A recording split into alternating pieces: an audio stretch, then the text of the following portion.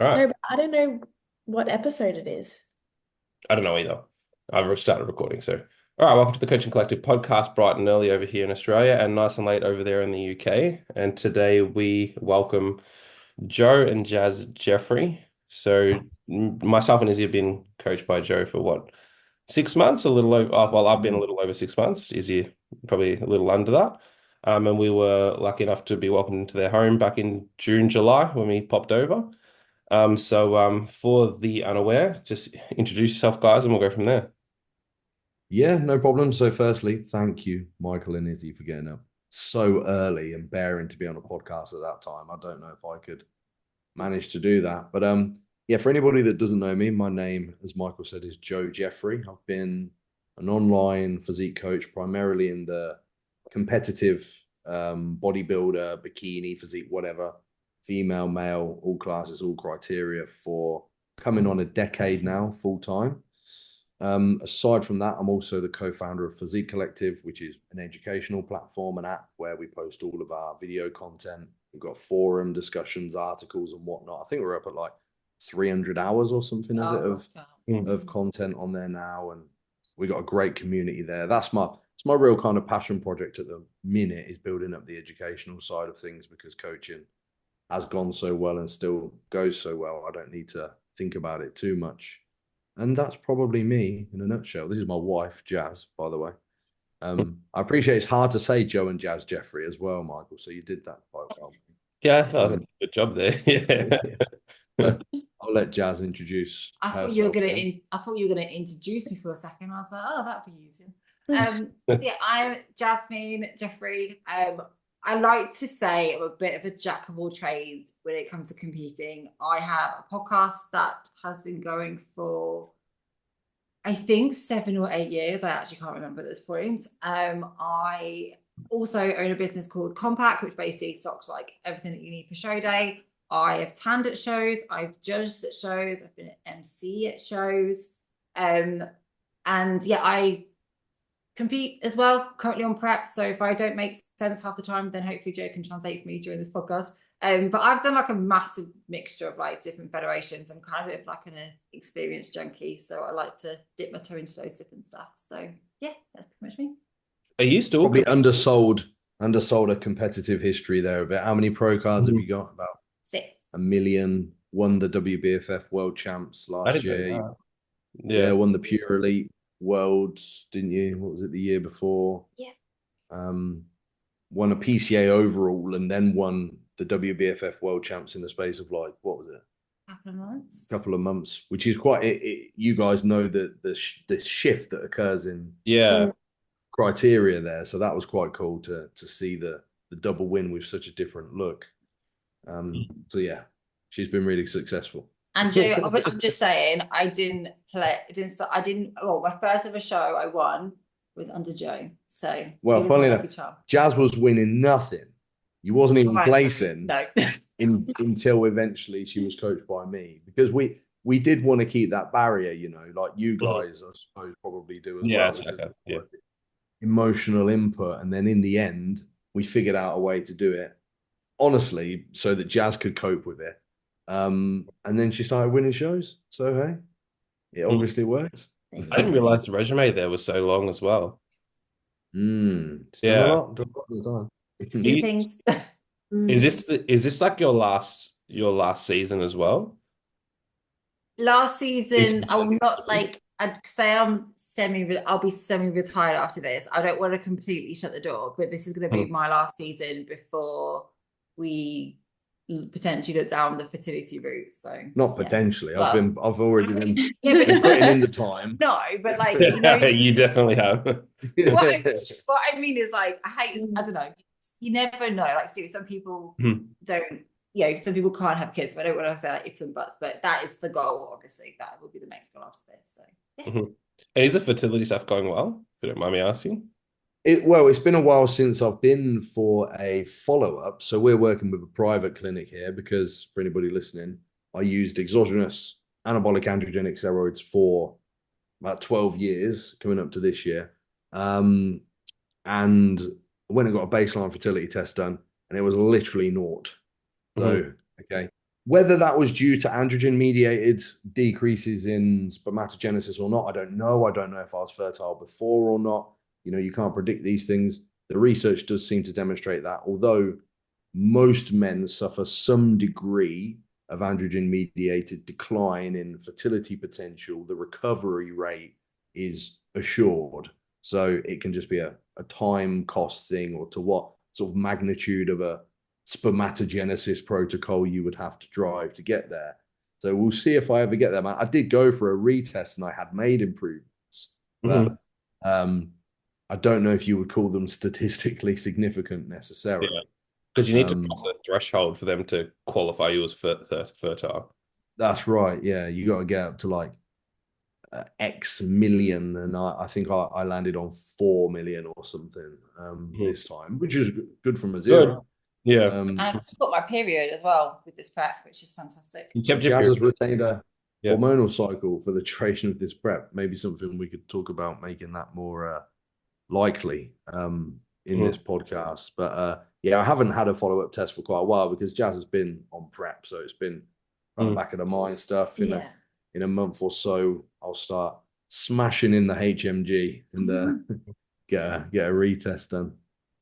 Yeah, no, because I was curious, because I did notice, Jazz, that you kept competing, and I was like, I swear they were gonna try soon, and I just never asked. You know how it goes, mate. I'll just do one more show, and then I'll just do one more show. That was the agreement. Yeah. Yeah, I mean, it's one of those that I said this in nice way. I said, like, I think as a competitor, as a female, when you've been doing it for such a long period of time, I think you need to kind of, I guess, come at peace and like feeling like it's the right time. And I felt like I wanted to do one more. And it's nice because throughout this whole prep, like I felt really at peace knowing that like this is the last one before we go into the next chapter. Whereas I think if I would have stopped it last year, I would have felt a bit like, what if sort of things. And I know you can compete after kids, but let's not beat around the bush. Having kids is tough. It's very demanding and all that sort of thing. So yeah. You can certainly be a successful competitor after kids. Like, for example, last week I was at the British finals with Emma Thackeray, who's a figure competitor. She's got 3 children, right? I think so. And she got first place in 3 classes, and what looked like a second in the overall, nearly got pro card on a stage with, these athletes that are so much younger, and we're going to Milan in a couple of weeks, and she looks absolutely phenomenal. Tony House, another one of my clients, bikini champion. She's incredible. She's got children, so it's not like there's no chance of a life after children. I think for me, it's more the reality of, going for the more like bodybuilding style federations in comparison to the fitness model federations. For me, I see a fitness model federation a lot more sustainable and more, I don't want to say realistic, but like that for me, I think would kind of be my nice like in between. Whereas I personally feel like if I was going to do this prep with kids, I personally feel like something would be sacrificed. Does that make sense? How much more you're having to dig in. But yeah, Emma smashed it, Tony smashed it, and one of our really good friends, she literally had twins this time last year, and she just got a pro card. So that's cool as well. Yeah, because some of my best competitors have kids as well. But I think it just comes down to them being a little bit older, so it's just a little bit more developed too. But it's never seemed to be a problem.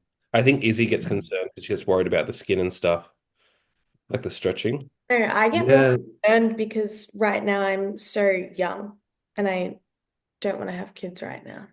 But like in regards to actually having kids and then competing after, like that doesn't worry me whatsoever. And it seems as though, like, especially in the top level, like if you look at, say, the top 20 at the Olympia in bikini, there's a sporadic few that still have kids as well, and they look perfectly fine. Yeah. You just never know, you just never know. But I just thought that for me personally, I just felt like, it just kind of worked well. And the time clock is ticking because I'm 31 next week. So Oh yeah. Okay, yeah, because you guys are the same age. I wasn't sure about that actually. Yeah. Well, she's technically older than me. By 2 months. Well, I'm on the complete opposite end of the spectrum on this end. Yeah. 7 years on Izzy. He's a cradle snatcher. Yeah. I haven't heard that term before. I think Cradle not. snatcher. No, I like She that. loves that one. She loves that one. All right, let's jump in. So, what I had as the first point was overview of female competition prep. I guess we've started on that, but I guess what would be a good one is what are some typical issues that you guys would encounter on the female prep? Just, I guess, specific to yourselves or specific to Jazz, generally speaking, as well. I'll try not to be too verbose on this, but you guys Very both vague. know Yeah. as experienced coaches that there's these kind of gender specific quote unquote issues that we could outline, but within even just the spectra of female, we have so many different considerations that would come down to the individual. One example being, are they completely natural, so not using any kind of exogenous hormone at all? Are they using exogenous birth control? Is it progesterone only? Is it a combined estradiol progesterone? Are they using like a depot progesterone? Do they use androgens? Do they use HRT? Is it just testosterone, or is it testosterone plus estradiol plus progesterone? Do they use lipolytics? Do they have a normal hormonal cycle? What position are they in right now in terms of HPO axis recovery? So recovering their own endogenous hormone function from the last prep, so on and so forth. Like that, there's this myriad of contributory vectors that would potentially open up the doors for what issues you're going to run into and what kind of programming and periodization that you would have to forecast for each client. So that could be the rate of loss, that could be the frequency of refeeds, that could be the frequency of full maintenance weeks, the duration of the prep. And then before you even get to that, the consideration of what fed, what class, and what is the criteria, what distance do we actually have to cover? Is that even possible to be recovered? Something me and Jazz have been talking about in the last few days, where if a female is of a body fat where they might have to lose sort of 20% of their body weight, to do that in one go is doable, but will almost certainly leave them in a position post-show where collateral fattening, which is a sort of research terminology to describe regaining body fat to above and beyond your previous homeostasis point, which is something that does happen in overfeeding literature. So a very long way of me saying it depends on Yeah. the individual.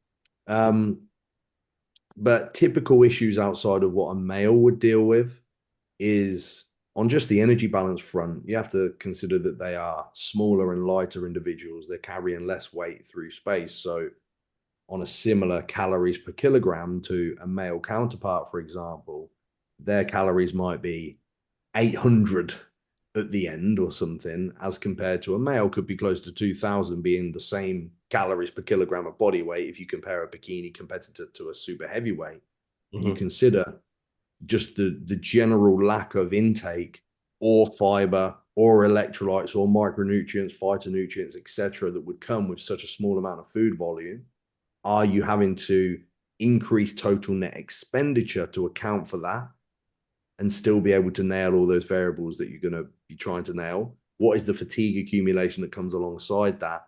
So the issues are going to be balancing the fatigue that is necessary to drive the desired rate of loss in a body that is potentially more subject to deficit mediated declines in hormonal function, whether that be androgens, estrogen, progesterone, the thyroidal axes.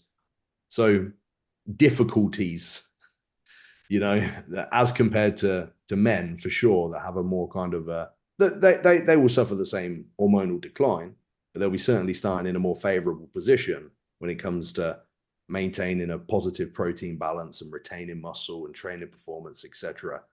So I would say a greater difficulty and a greater consideration is going to have to be applied to allowing a sufficient duration to refeed if necessary, to have maintenance periods if necessary, if to taper training or even remove training for a while if necessary, to offer you the wiggle room to leave that client in a position where they don't only make it to the stage in the appropriate condition with the muscularity that they should do, but also there's not a huge cost to pay the other side of that. Within those rambles, did I answer the question? Yes, but I think it raised heaps of questions here too, which is good. Um, it's quite interesting you say that because obviously there's a big emphasis on recoverability as well. And I do find a lot of the time when I pick up females from other coaches, as soon as you place emphasis on that recoverability, they start progressing. Hmm. And often they'll look at me and be like, "Oh, you're a magician," and it's like, "No, your old coach just had you doing 40 working sets a session and doing Right. Yeah. an hour of cardio a day when you were not necessarily requiring that." And then they'll pull right back, and obviously they might end up back there, not with the working sets. You know the cases I'm talking about, Izzy, as well. Yeah. Absolutely. Yeah, Oh, and sorry, I thought you were talking to me, but yeah, I'm sure. I know we've been having this Plenty of discussion people. lately as well. Yeah, because you when that's not managed, because obviously the easy way to do things is to keep driving driving inputs and outputs. Do you get what I mean? Sorry, it's a Hmm. bit early. I've confused myself with that one. Yeah, but keep reducing input and keep pushing up output. Yeah. And then you reach a point where the person's just thrashed and they're thrashed at like 10 weeks out with no sign of, yeah, even when I mentioned the word refeed to people, they're like, "Oh, you do refeeds?" And it's like, is that new? Um, Hmm. but in regards to like even the concept, let's just even because contraception probably moves us into the next concept as well. But do you notice an impact with specific contraceptions more so than others? Do I notice any what? Sorry. An impact with some contraceptions more than others? Yeah, so I've got a lecture on Physique Collective if anybody is interested on hormonal birth control for females, obviously, where we go through all the different forms of oral, injectable, patch, coil birth control, what that would do to your own endogenous hormonal function. Typically, you're seeing a progesterone only or a combined estradiol and progesterone. Both are going to attenuate the function of the HPO axes. So that negative feedback loop to your own endogenous hormone production, which is, of course, going to mean a reduction in testosterone. So the benefits of testosterone when it comes to driving up muscle protein synthesis, that's what happens when an androgen binds at the androgen receptor. If you imagine throughout prep, we've got this constant focus on protein turnover where as much as possible, we want to keep muscle protein synthesis driving harder than muscle protein breakdown. And with higher and higher training volumes and lower calories and lower body fat, your expression of muscle protein breakdown per day is going to go up. So if you're not careful, you can start to tip that balance, too great a rate of loss, too high training volume, in absence of androgens or other PEDs that might contribute towards muscle protein synthesis or turning down muscle protein breakdown or anti-catabolism via another mechanism, then you will start to lose muscle. So if a female is using hormonal birth control, especially a progesterone only, if that's leaving them with low estradiol and low androgens, then energy balance still applies. I wouldn't be saying that it doesn't, but your ability to mobilize and oxidize fatty acids, your ability to adapt to resistance training in absence of that degree of muscle protein synthesis does open up the sort of floodgates for it being more difficult to lose body fat, more difficult to retain muscle, and especially build muscle, and more subject to disturbances in appetite signaling, sleep duration and quality, and things like that. So would you, if you were presented with a long-term client and they were using birth control and they were moving into a prep in say 12 months, would you be advising to remove that or to vary the route they take with it? You have to be careful Obviously your not position advise as a coach in an because I'm some guy with tattoos on his head that tells yeah. people how to get their glutes shredded. Oh, I'm not a high level endocrinologist or anything like that. I've read a little bit here and there on what some of these hormones do. But I think the best thing we can do is just provide accurate representation of what the data shows us are the outcomes produced by the specific birth control that they're using and what some of the impacts of that may be. And it could be something as simple as client wants to remain on birth control. If they're on a progesterone only, you could maybe recommend shifting to a combined therapy, mhm. estrogen, progesterone. So maybe like a micronized progesterone or a sublingual progesterone with a transdermal estrogen patch or something like that. Because that is going to produce better outcomes than having no estradiol at all. We know estradiol is fantastic for glucose disposal and fat oxidation and also lots of cool anabolic stuff. So we want estrogen, you know. I mean, we all the men in the bodybuilding world these days know how fantastic estrogen is, and it is the same for women as well. And then maybe they would use a DHEA to restore some degree of androgen function. You can buy it on Amazon. I'm not sure if you can in Australia, but you know, I can't. Mm. uh, I still can't get pregnant alone. what? No way! You can't I get pregnant. Day one. I remember when I was over there, I was going to grab it, and I just completely forgot by the time I left because I know Rick does that. That's a shame, man, because pregnenolone is a pretty interesting molecule, especially neurologically. Mm. Um, Do you remember when I was on birth control, some sort of birth control, and I kept saying to you like how my mood, I just always just felt like really flat, like really, really flat. I was really hard to explain it, but as soon as I came off, obviously it took like a couple of months, but like in the weirdest way, it was kind of nice to feel my emotions again and just feel that kind of up and down, and instead of just constantly just being like this like sort of kind of state that I was in. That's probably the biggest thing I feel like I noticed, and obviously that had a massive knock-on effect with everything else because my mood was bad.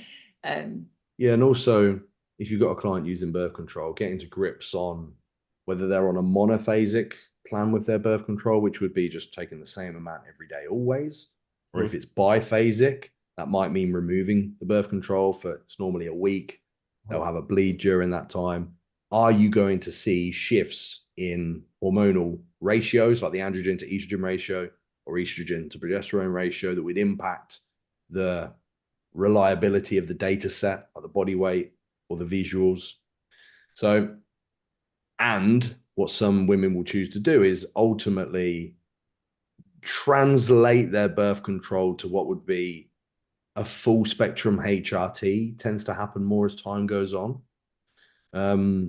So how that would look in practice would be if they've already got their progesterone numbers dialed in and to some degree their estradiol numbers dialed in, they will use testosterone on top of that to then allow their testosterone to fall within the physiological range. And some portion of that testosterone will have action at the aromatase enzyme that will end up as estradiol, as you know, so that will contribute towards estradiol.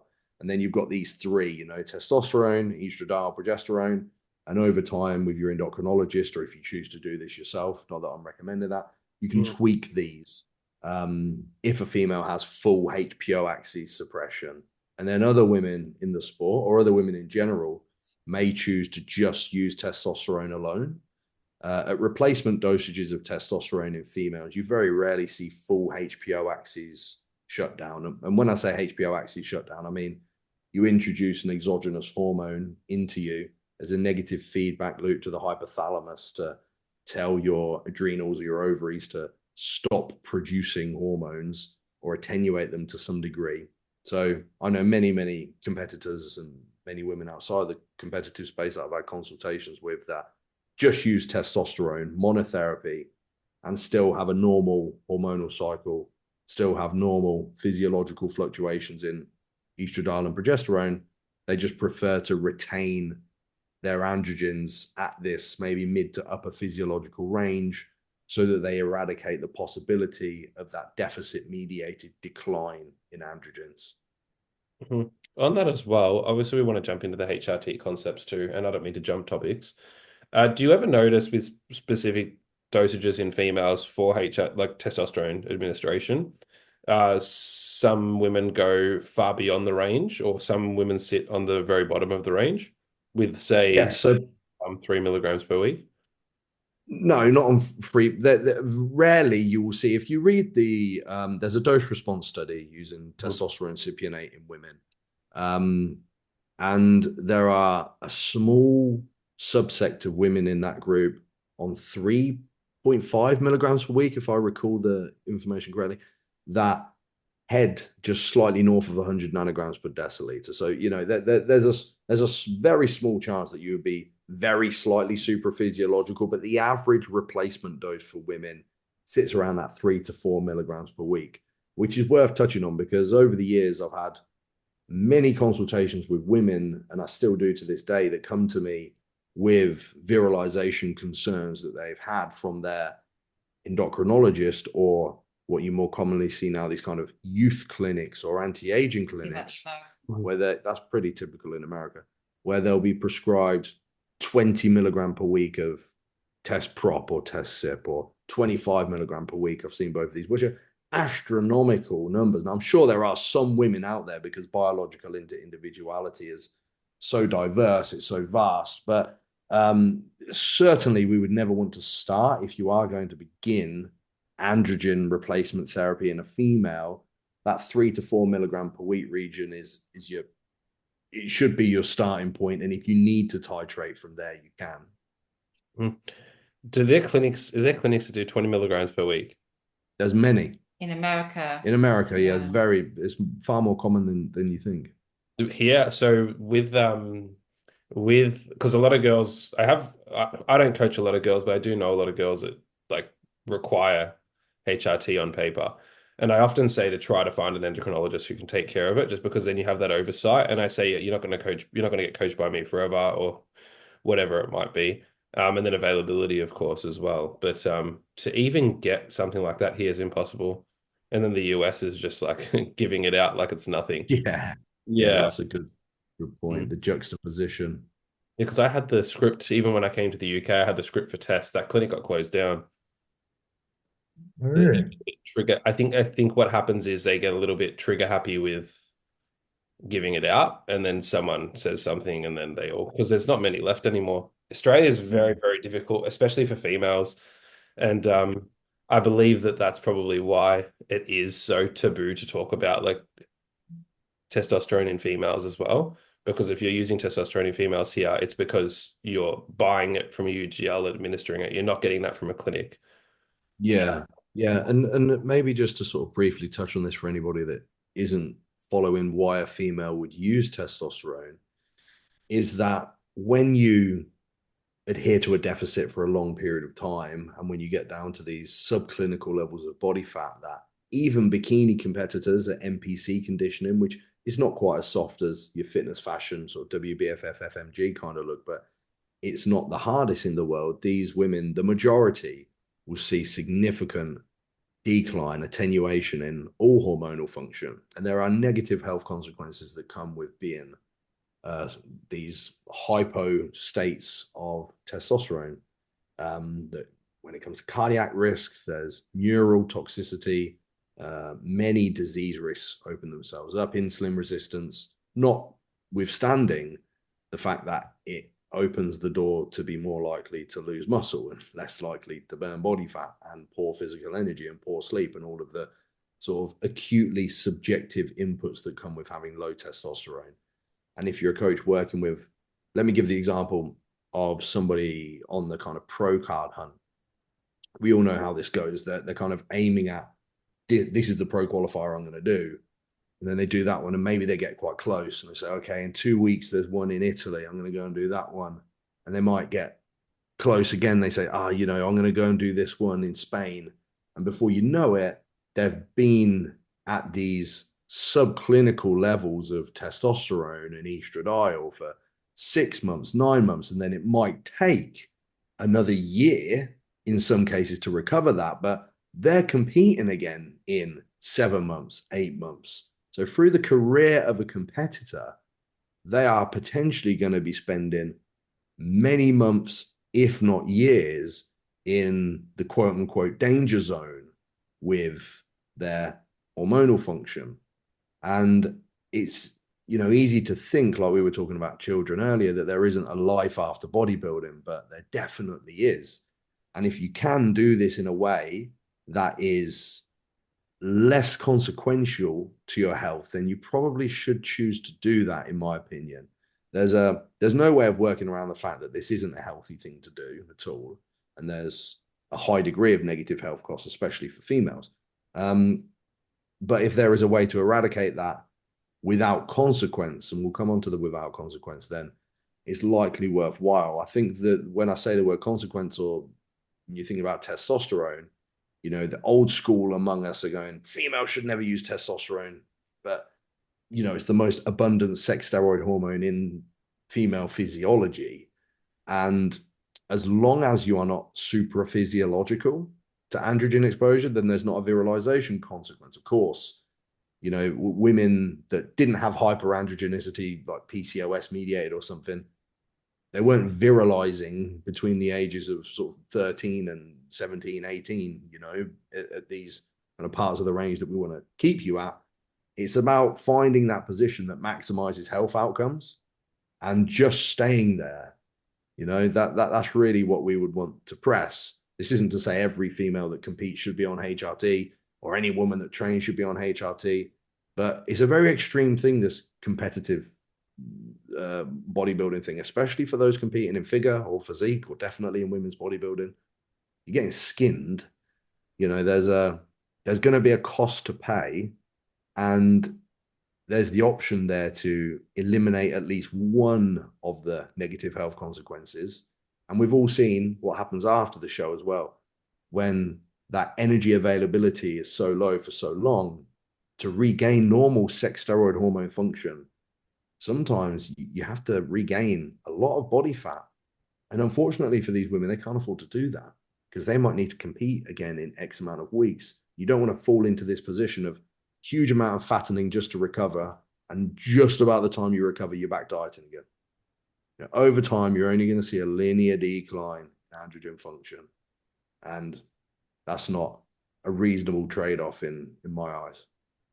So I know we've already discussed this privately, but so you believe the administration of the HRT, the testosterone, would be more protective regarding fertility than if we were not to go down the route of that? That's hard to say, depending on the individual and whether they do see a full or partial HPO axis shutdown. So if we look at the LH and FSH response, or how that feeds into the female hormonal cycle, the large majority of women that menstruate normally will not see full HPO axis shut down with the administration of just a HRT dose of testosterone.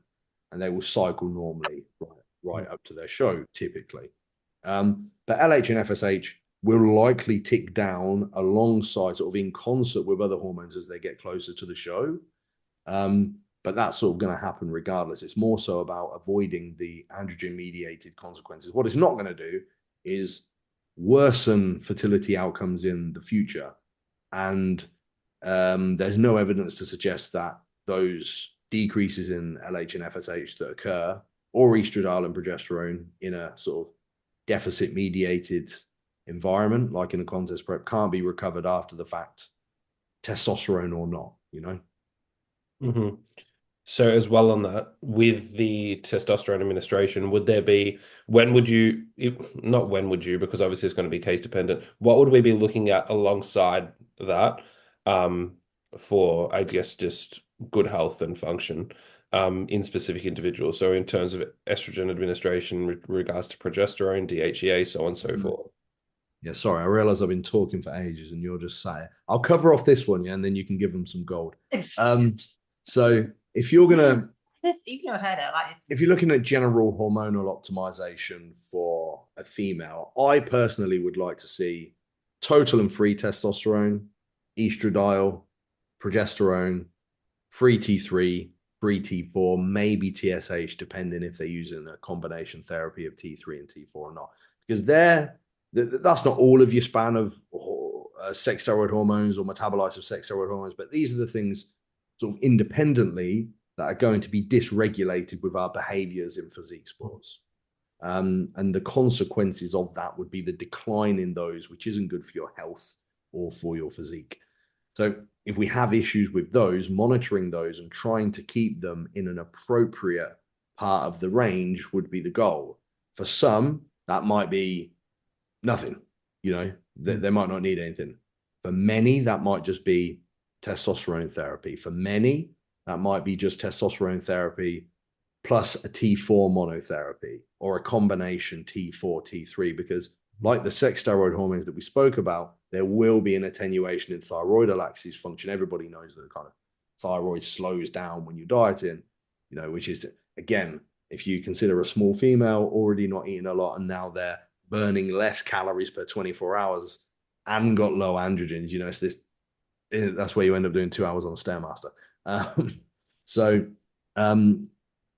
I would prefer to have all of that aligned in the off season if you are choosing to go into a contest prep. So you've got a kind of idea of where you are at your best, fully recovered. Mhm. And if you require any replacement just at baseline, then to factor it in there. But if everything looks fine in the off season, then maybe you don't need to do a thing, but just be aware that when you do get to prep, you can't escape the decline that's going to occur. So it removes some of the guesswork, getting the true replacement dosages sorted out in the off season, so that you don't have to try to do that through prep and kind of chase your tail, especially when it comes to the thyroidal axes. Mhm. Okay. Well, I feel like I want to move into the next question, but it's very vague, so I'm worried about doing it. I'll try. Yeah, but definitely understand that whole concept there. Another one that's quite taboo here is you try to explain to people T4, T3 therapy, and it's like, Mhm. what, you use T3 with your clients? Like, as if you do that. And it's like, no, no, no, we're just trying to mimic the replacement dose as what they would typically produce outside of a prep. And it's like, no, you don't do that. You're just going to lose muscle. And I've reached Oh, a point well, I don't even Mm. talk thyroid to other coaches. I'm scared because then you'll have a client that gets up there like a little bit smaller than you would expect, and they'll be like, "Yeah, it's because you put some on T3," and it's like, Yeah. yeah, yeah, it's interesting to see the bodybuilding rhetoric on thyroid drugs, and then you go maybe and look at the average replacement dosages for people that are hypothyroid, and they're most of the time catastrophically higher than what bodybuilders would freak out about. You know, the average replacement dose of a T3 monotherapy is 47, 50 micrograms per day. It's a hell of a lot of T3. You know, that's the average replacement dose.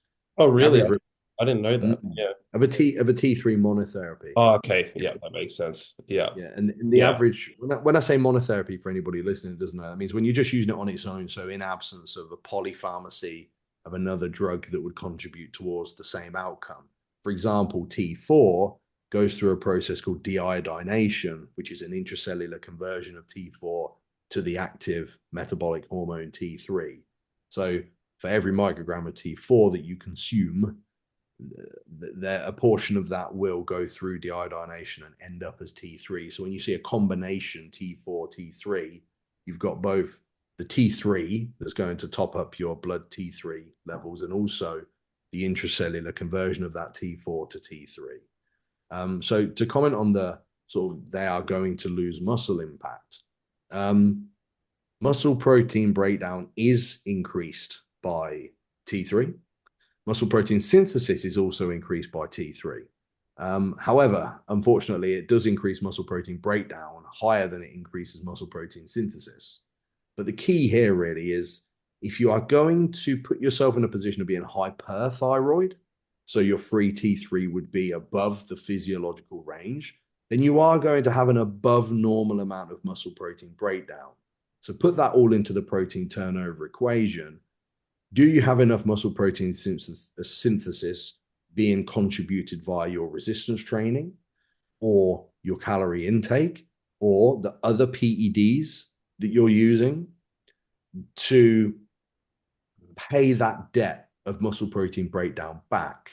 And if you don't, then yes, you will lose muscle. Mhm. So the key word or the key kind of thing to keep in mind would be my preference when it comes to thyroid medication is to keep it at a true replacement dose as is reflected in blood work.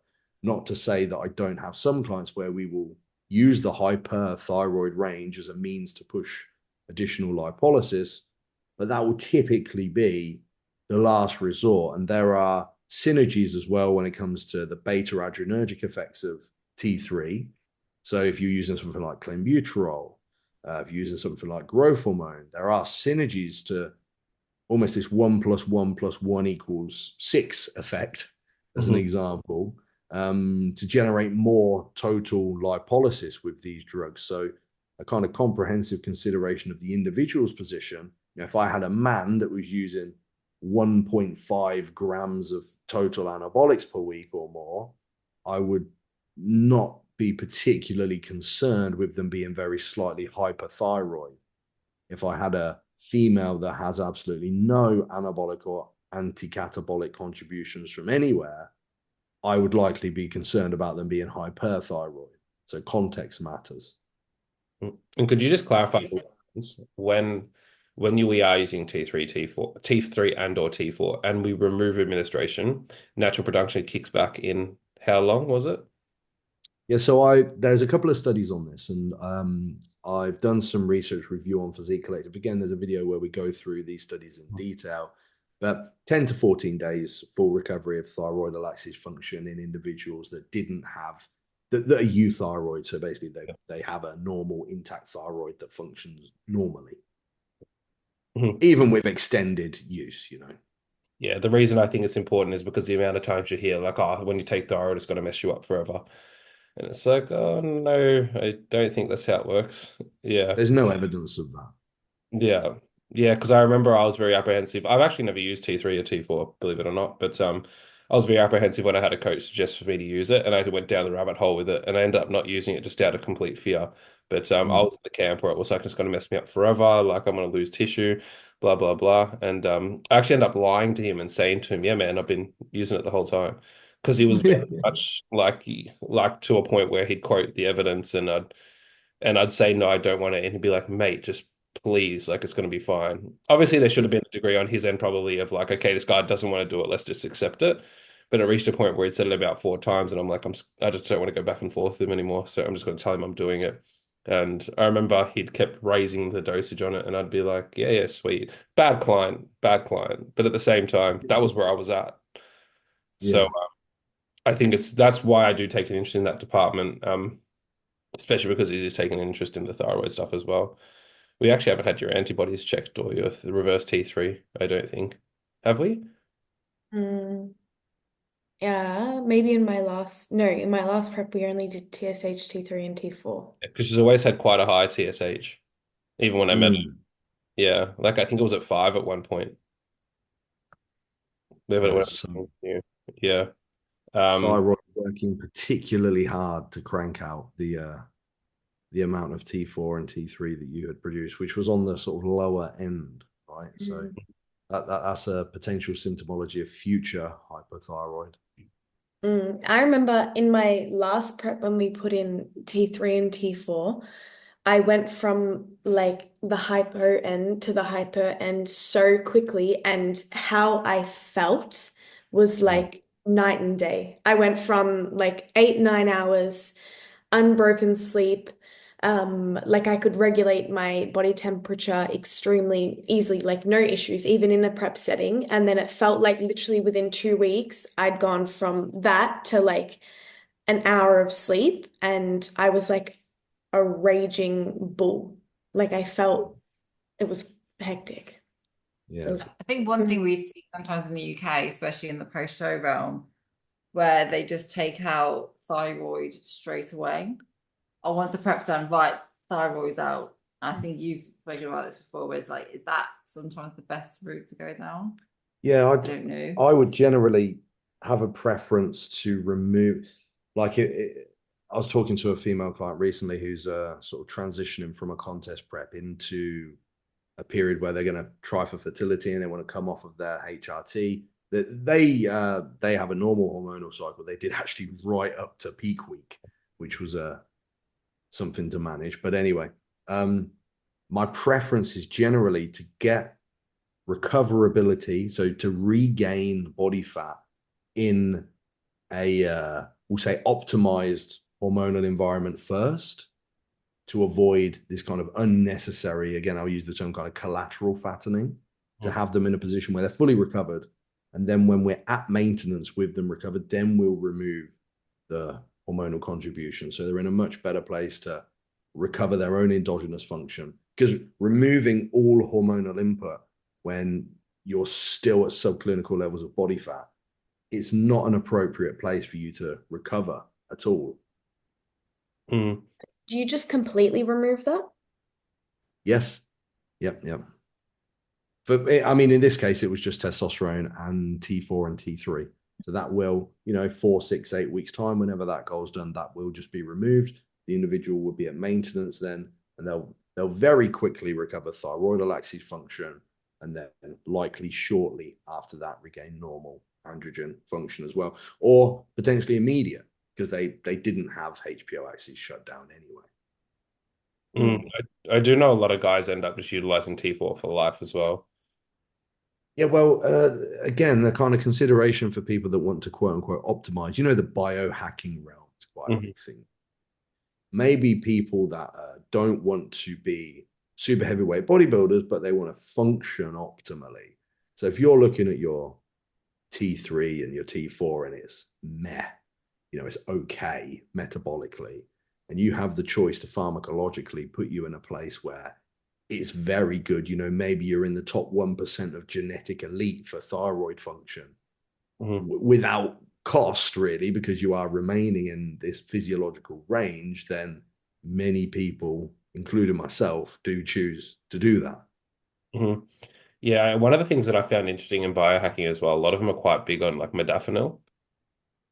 Yeah, I Yeah. did take some today, so I've actually just I'm just fitting into this realm perfectly, yeah, Michael. I felt like I only just discovered it about 3 weeks ago.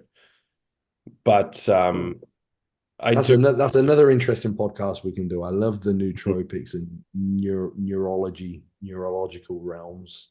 I knew you were interested in it because that's why when I was about to take it for the first time, like, no, I know he likes it. So I got a friend who uses it just on his bigger days for work. But the only problem that I find with it actually is just interpersonal interactions. Yes, Like I use it a it's lot.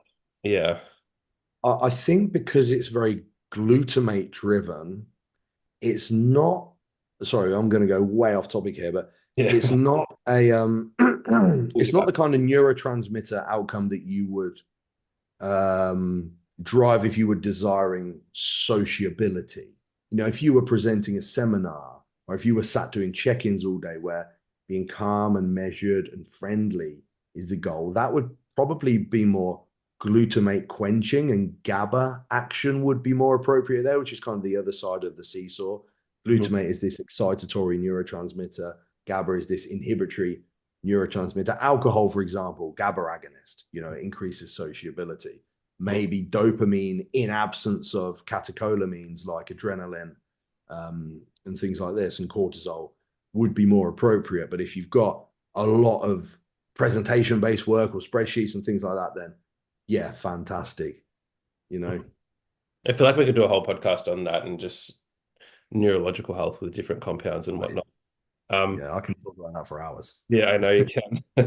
One of the big things we noticed when we caught up with you is like when you talk about something, you really go into detail with it. And I remember leaving and I said, Izzy, he is one of the smartest men I've ever met. Oh, Yeah. well, Yeah. careful. I'm one of those.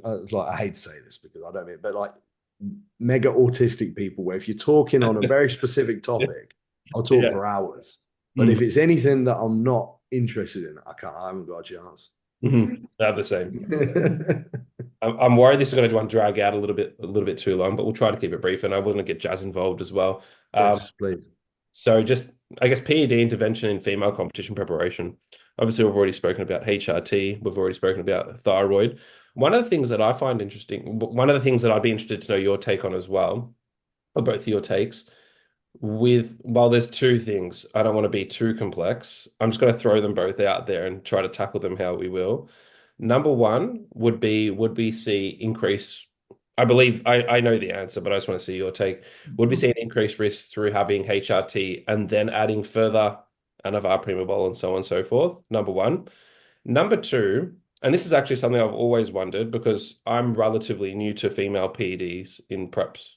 Not new, but definitely not experienced, I'm going to say. Um, as a female leveraging from show to show to show to show across an extended season with exposure to DHT derivatives, so on and so forth, how would you go about managing that without accruing risk? Assuming that, like, if you're doing quite a long season, which spans across 8 weeks, that could be a 16-week exposure. If you, yeah, anyway, couple of questions for you there. So let's just maybe start at like the PED intervention and then try to go down that route. I find a lot of people, they have to be strategic. If Mhm. you're a pro, it's harder because you can't just turn up okay. for a pro show. Whereas like if you're, do you know that one word you can never say, amateur? Amateur. I feel that. Then you can potentially go, okay, it makes more strategic sense to use it for these big hitter shows in comparison to doing like these smaller shows or the ones that don't count. Like during these little things, like for example, in the UK, the two bros for the regional, you don't have to place any certain way, you just have to do it. That sort of stuff.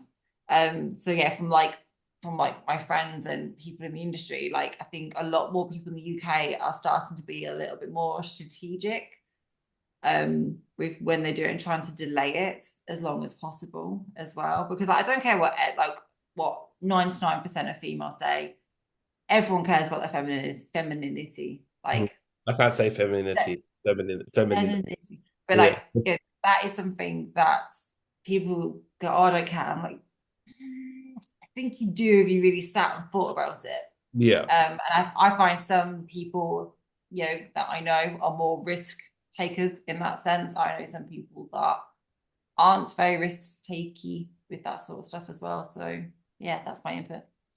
Is that good?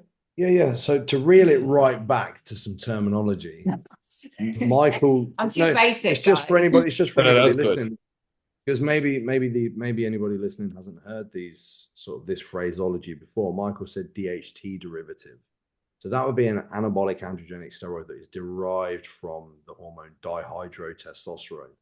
They're not dihydrotestosterone, aka DHT. They don't act like DHT. DHT in and of itself is basically a pure androgen. DHT derivatives are just sort of alterations on the molecular structure of DHT. And over time, since the synthesis of testosterone, scientists have been trying to generate a molecule that is as divorced from androgenicity as possible. So when I say androgenicity, I mean the effects that testosterone would have on the growth of terminal body hair, or deepening of the voice, or enlargement of the clitoris, and things like this. They're what would be called virilization or virilizing impacts. So for medical treatment of children or women or the elderly, people that are going to be sensitive to androgenic impacts, pharmaceutical companies have been trying to develop something that is as anabolic as testosterone, but removing as much of the androgenic consequence as possible. And we've gotten closer and closer over time. Unfortunately, we still do not have a molecule that is absolutely removed from androgenicity. The best that we have are the DHT derivatives now, namely primobolan, anavar, and also one that people still commonly seem to have a problem with, funnily enough, mastron. These are all DHT derivatives. Primobolan seems to be the least impactful of the bunch on paper, but we don't know how in graded dosages, things like tissue selectivity changes and whatnot, but you don't need to worry about that complex stuff too much. So with women, anytime you're exposed to a supraphysiological amount of androgens, you are contributing over time to virilization impact. Duration appears to have a much greater consequence than dose acutely. So for example, if you were to run 70 milligrams a week for 8 weeks versus 140 milligrams a week for 4 weeks, it stands to reason that the virilization impact of the 4-weeker would be greater. To what magnitude, we don't have the best study data to reflect on for that. We just know that that is the way that things go. So minimizing exposure to both dose and duration is what you should want to do as a female if you want to limit the possibility of virilization creeping up in you. And I've often used this analogy of filling a cup, where over time, as you're exposed to androgens, you fill that cup, and eventually when it starts spilling over, that's when virilization occurs. And once you hit that point, there sort of is no coming back. And many of these virilization impacts are irreversible, which is something to remember as well. Unfortunately, in the female competitive space, if you're going to be a good figure competitor or physique competitor or bodybuilding competitor, virilization comes with the territory. Females cannot achieve that amount of skeletal muscle mass. I'm sure there's a very small select few, like Sydney in figure, she's not heavily virilized. She's probably 1 in 8 million, genetic elite. But in bikini, is less likely because they require less total anabolism to express that amount of muscle tissue. Some people will require more than others if they're not as genetically blessed. You have to decide your degree of risk tolerance there. But when periodizing shows, yes, my greatest recommendation would be to limit your exposure. My general preference is not to exceed 4 to 6 weeks of consistent androgen use for more than twice per year if you want a general framework. And once you start crossing that 70 milligram per week region for extended periods, you start to run averagely into a little bit more risk territory. So again, this is something to maybe consider if you're not a genetic anomaly, that there will be a consequence to pay. And again, remember, there is life after bodybuilding. You might not want to be the mum that turns up to pick their child up from school with a voice like Barry White. I hate to be sort of a bit harsh there, but it's true. Look, there are women out there that don't care. There are women that do not care about virilization. Essentially, this is hormone mediated gender reassignment that we go through. It's exactly the same process that transgender individuals go through. They expose themselves to androgens, female to male transgender, for an extended period of time, and they take on male characteristics. So there's a big risk when it comes to androgen use, but there's also a hierarchy of PED use when it comes to women, and there's many avenues that you can travel before you get to androgens that can offer anabolism and lipolysis and whatnot. There's PPAR agonism. There's clenbuterol that offers increases in resting energy expenditure and anti-catabolism. There's things like growth hormone that's, apparently, according to Michael here, quite a taboo topic in women, but it's non-androgenic and it does drive lipolysis, and it has been in human clinical use for decades and decades and can be used. I would much faster recommend a female use clenbuterol and growth hormone over androgens. But when you utilize all of those metabolic pathways that are non-androgenic and you still need more, eventually you are going to come to androgens. But there are legitimately people in the Bikini Olympia that do not use androgens. And there are people in there that use a ton. I just had a client at the Olympia in female bodybuilding. Hunter. She's huge. Yeah. So I obviously know exactly what PEDs that she's using because I program them. And it's less than 90% of the bikini athletes that I speak to backstage at a Tuberose region. And that's not because I'm an amazing coach, because she was born to do this, so maybe some self-reflection before you go down this road, if the juice is worth the squeeze. Yeah, I find that as well, on that last quote there. In females, that's a lot more common than it is in males as well. I'm not sure what your end of the spectrum is too. Guys are a little bit more, I'm going to say they more willingly recognize their shortfalls and they sort of weigh up the decision more. Obviously, there's probably a little bit less to consider too, where there is females that will go all for it. When me and Izzy will look at them and say to ourselves, they can do what they want. They're never going to get to where they want to be. Yeah. Just so driven in regards to shape and expectation as well. And some girls just can't get, no matter what they do. It's like myself, I'm never even going to win a regional, even if I take 10 grams a week. But Jazz is using 0 androgens, not even HRT, and she does fantastic. I do it. So there's a reason why she's the one on stage and I'm the one telling her what to do. But then I'm also very aware, there's people that have been in this industry the same amount of time as me. They have progressed way further than what I have. But I have where my line is very different to where their line is. No one's right or wrong. It's just where your value set lies. I think is the most important thing. And I was happy to kind of go, okay, I know I'm probably not going to be getting to these levels like these other people are, but I'm going to be happy with what I'm doing myself, if that makes sense. Yeah, I don't want to come across like a white knight here, but any coaches listening is, it's quite typical dropping 10 milligram of Anavar a day for the last 8 weeks or something. It may seem like not a big deal, but you do that enough times in many women, they are going to suffer virilization that will last them past this prep, past the next 10 years of their life, past the rest of their life. So That's very common here in Oz, whereby like the thought of, say, utilizing growth hormone is like a big no-no. Same thing goes for thyroid replacement, but they will take Anavar like Tic Tacs, and they won't even understand like any of the repercussions that come from it. But like if you say to them, oh, like I'm using this, that like non-androgenic, it's just like a big no-no. There are good coaches here that do it properly, but they're in the same circles as we are. This is more so like Yeah. the individual, like the client, the person competing, the females. I feel like there is just there's so much distance between like the education with most female competitors. Like most of them wouldn't have any idea what they're sort of taking.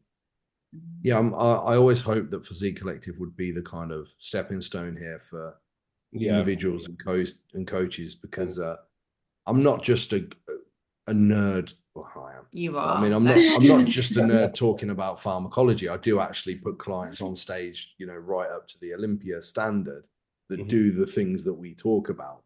So it works in practice as well. So, I just hope any coaches or individuals listening to this consider the risk that comes with androgen uses. For women, that's the absolute last, excuse me, pathway of drug that you should be selecting. For men, it's the first. We don't have an issue with running androgen. But there's many doors that you can open, and a bit of self-promotion, obviously, Physique Collective. But I do also have ebooks on clenbuterol and yohimbine that detail those down to the absolute finest grain, if you want to get a comprehensive overview of those. Because also I was going to add to that. Do you find, we'll try to wrap it up after this as well, because I know you guys got to get to bed. I'm like, keep watching the time. I'm like, all right, how much more? How much more have we got? I feel like a lot of females overestimate as well the impact that PEDs within safe realms can have on their physiques. Especially coming out of shows, you'll see girls maybe first call out, like, but not quite placing, and then they'll compare themselves to the winner, and they'll say, "Yep, I want to do PEDs because that's going to take me to that position." But yeah, like funny you say that, actually, because we were just having this conversation at the weekend a couple of days ago. Yeah, especially with regard, unfortunately, especially with regard to the non-androgenic inputs, you're not going to see male-like returns on investment when it comes to hypertrophy outcomes for a female, unless you're going to use dosages of androgens that are extremely risky and will undoubtedly cause virilization. You're not going to start adding 15 pounds of stage weight in an off season. It's just not going to happen. It's not the silver bullet. But that's not to say that the drugs don't work. They work fantastically well. But for females, you've got a lot of options when it comes to lipolysis. So for fat loss, for hypertrophy, it's unfortunately, you don't have a great deal of quote unquote safe or risk averse options to use there.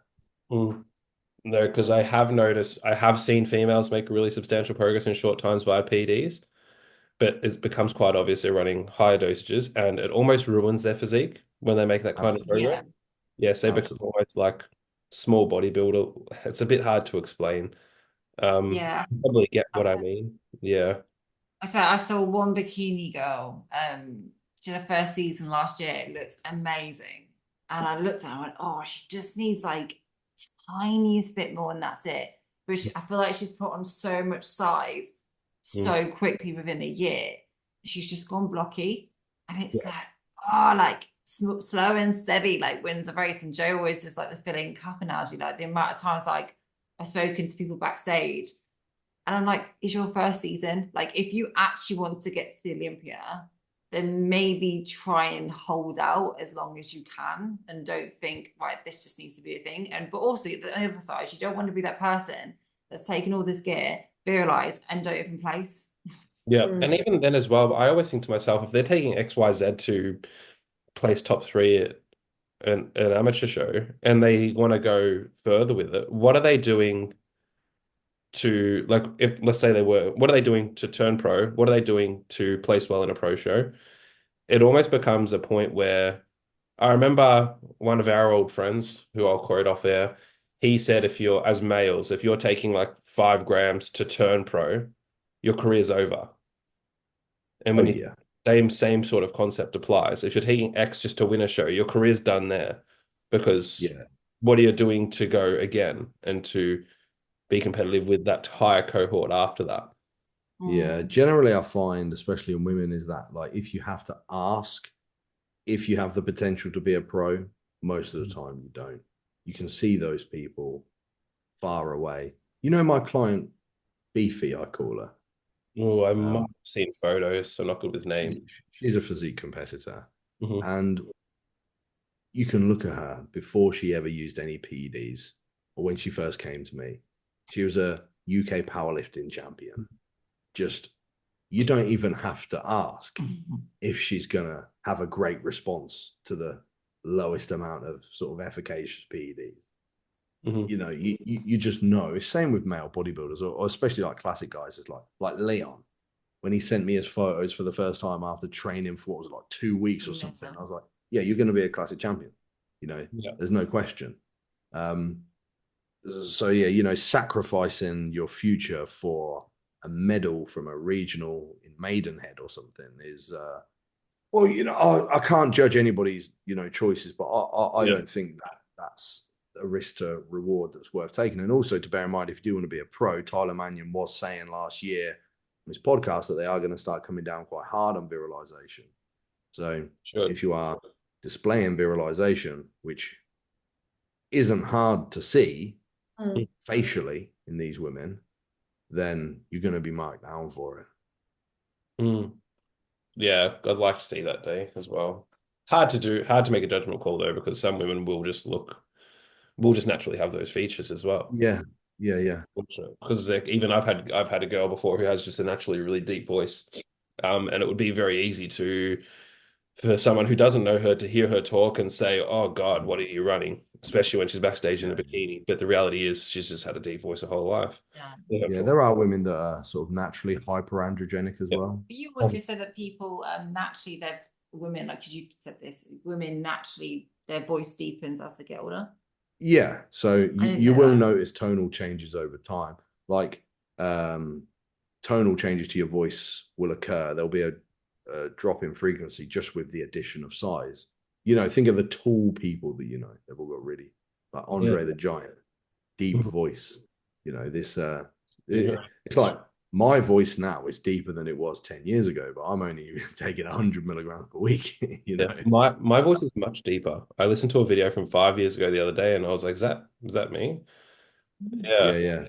Mm. Because talking about the voice frequency thing, just a little tip for anybody, any female that does use androgens, I quite like to use a frequency tracker on your phone just as an app. If you go on the App Store and search voice frequency analyzer, record yourself saying a sentence like 3 or 4 times. And with every week of androgen exposure, just repeat that. Now, if you have an off week, you're a bit ill or something, don't freak out. But if you're seeing a linear decline in voice frequency, then that will be impact of virilization. You want to be careful. Yeah. All right, we might wrap it up there, but thank you very much, guys. Of course. Thank you very much for All having good. us. I'm going to eat some yogurt, some Yeah. cereal, go to bed. I'm gonna have my breakfast. I actually discovered last night to do rice instead of oats. So like I do the rice. Izzy's already told me to do this, and then I put everything on top of it. Man, Yeah, it's so man. much easier because oats I was Right? starting like The yeah. texture of cream of rice, and I know you use like cream of rice. I hate the texture of cream of rice, but I love like making it the exact same, but with just rice. Yeah, Like it's my nice. favorite meal. Yeah, I Yeah. totally get that. My carb up, I did like rice with like warmed up banana with protein. It's like a nice, really nice rice pudding. So totally there with you. Yeah, Totally that's gonna be my thing for for the next 3 days anyway. Yeah. Yeah. Watch when you get that check in. Straight down to 700 calories, Michael. Yeah, you know what? Yeah. If you told me that tomorrow, I probably wouldn't be complaining. Yeah. Don't do it. Don't do it. I'm joking. But yeah, I'm excited to eat less. All right, I'll wrap this up. Thank you very much, guys. Thank you. Sweet. Thank you for having us. Really appreciate it, guys. Thank you.